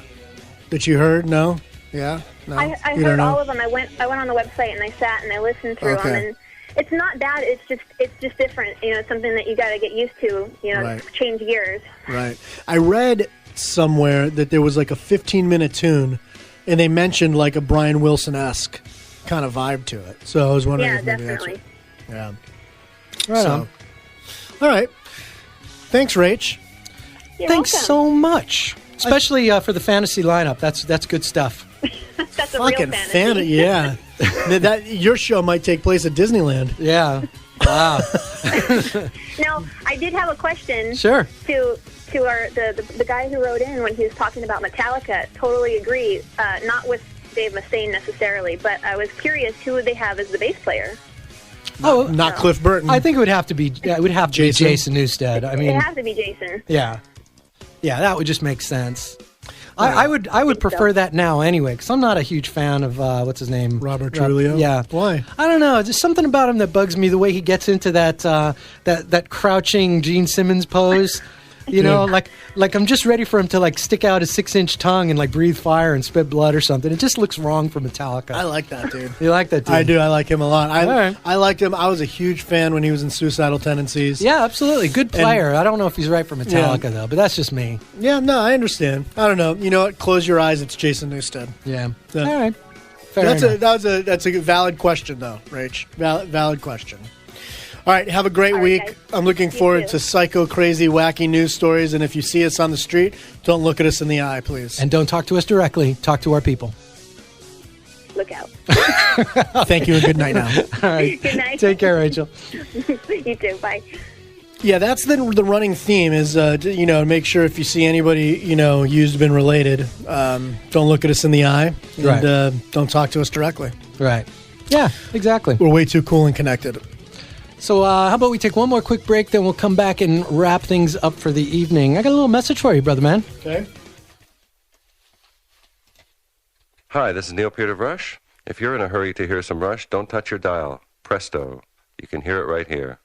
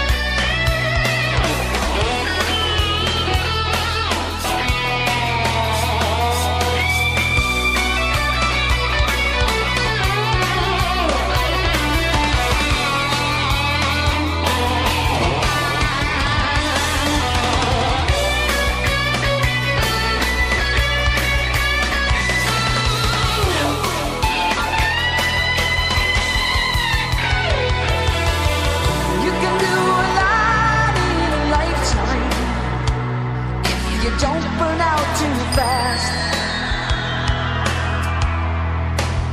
You can make the most of the distance. First you need endurance. First you gotta last.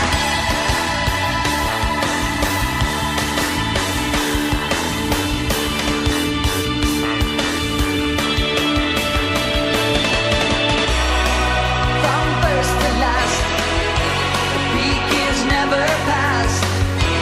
Something always fires that light that gets in your eyes. One moment's high, and glory rolls on by. Like a streak of lightning, the flashes and blaze in the summer sky. From first to last, the peak is never past. Something always fires the light that gets in your eyes. One moment's high, and glory rolls on by. Like a streak of lightning, flashes and blaze in the summer sky.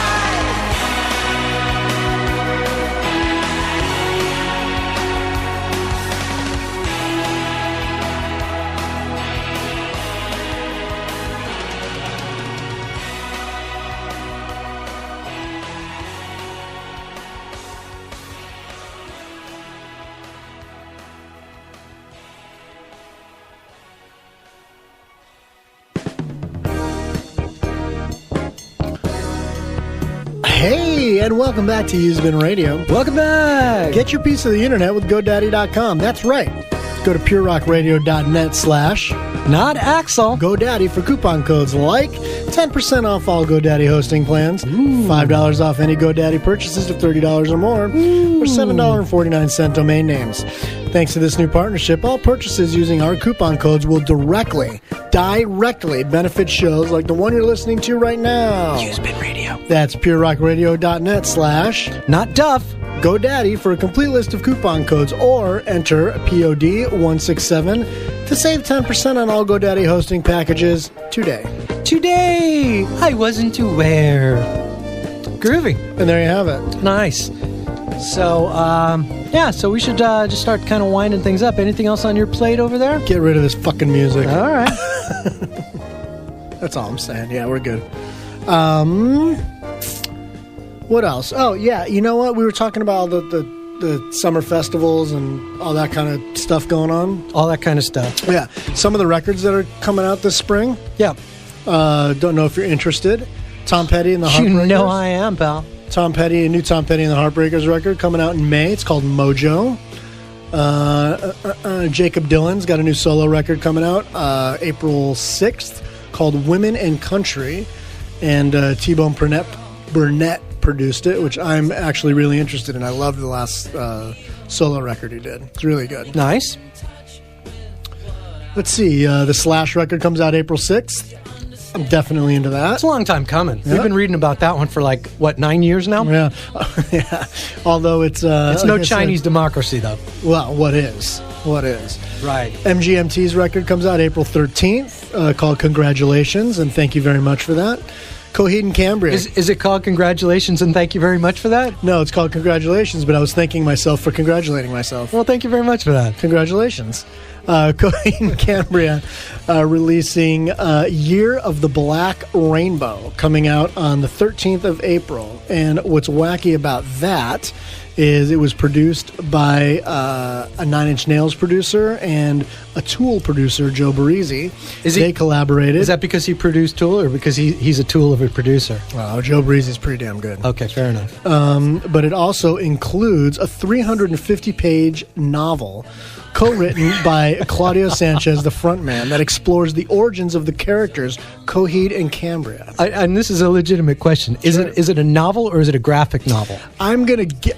Logically, it would be a graphic novel. Yeah, because he's comic book guy. He's comic book guy. He's taken the whole prog geek thing to a whole new level. Yeah, it's true. He makes Dream Theater look like Dave Matthews. Yeah, I agree. I wish you were more of a fan of that band. Those guys are great. Well, I'm going to see him. I'm going to see him at Coachella, and I'm hoping you're there with me. I am too. So let's see what else we got. So Coheed on the 13th. I got one. I don't know if this is actually going to be released anytime soon, but I saw this story and I just thought this is worth reading because I'm a big bootleg fan and collector, and I love this.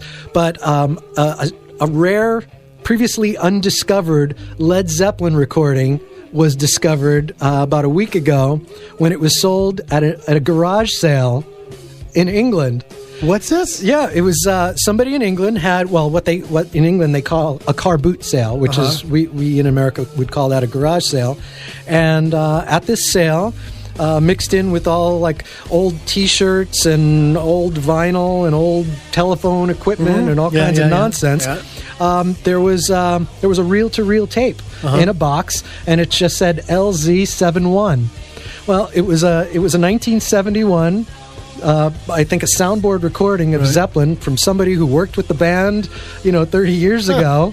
And set list: Immigrant Song, Heartbreaker, Since I've Been Loving You, Black Dog, Dazed and Confused, 35 minutes.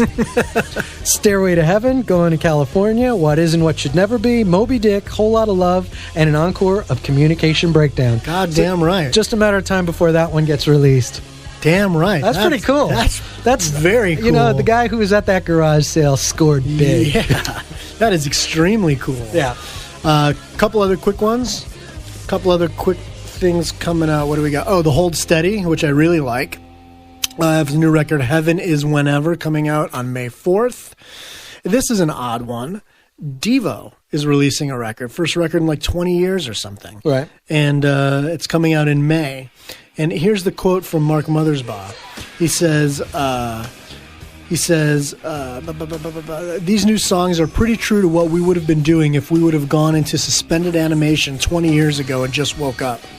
Well, didn't they go into suspended animation? They're still wearing flower pots on their head, right? He says this record is like side 3 of Freedom of Choice. All right, fair enough. But do I need that in 2010? She's just the girl you want. Dude, I love that record. Gates of Steel, I'm down. I'm in for the whole... Absolutely. But do I really need... do I need side 3 of that? Probably not. I'd be curious to hear it. I'll be curious to hear it. I just wanted to mention one other thing before we wrap up tonight, because I have not seen enough coverage about this, and it kind of bums me out because it's so worthy, but it's so like the mainstream media to ignore this.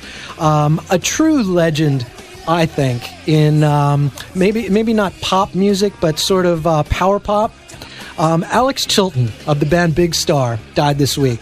Right, that's right. I'm surprised we didn't bring that up earlier. I was a Big Star fan. I mean, if you ever picked up their record, #1 record, or their record Radio City, you got classic power pop songs, September Girls, 13, Ballad of El Gordo. Really good stuff. The guy was really an amazing songwriter.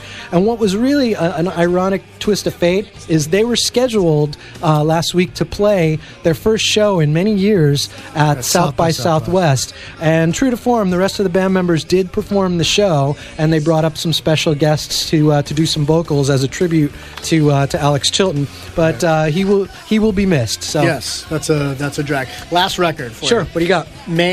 In May, Band of Horses, Infinite Arms. Nice. Can't wait for that record. I'll check that out. I love that band. And Stone Temple Pilots is coming out too, by the way. Nice. The 25th of May. If everyone was gathered on the 24th of May. If you got waiting for the Stone Temple Pilots record released the next day. Nice. All right, I think we're out, and just say a couple of quick thank yous, and we are done. Hey, thanks, guys.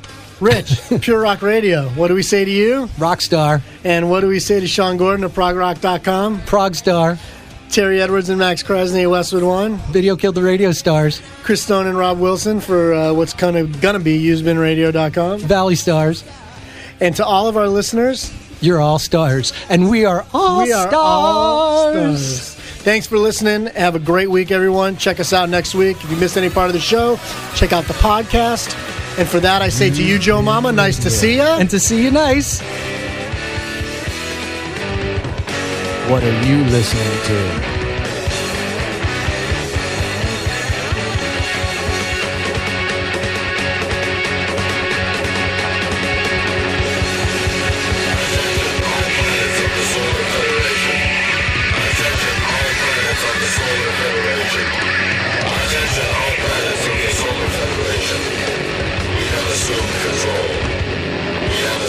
Control.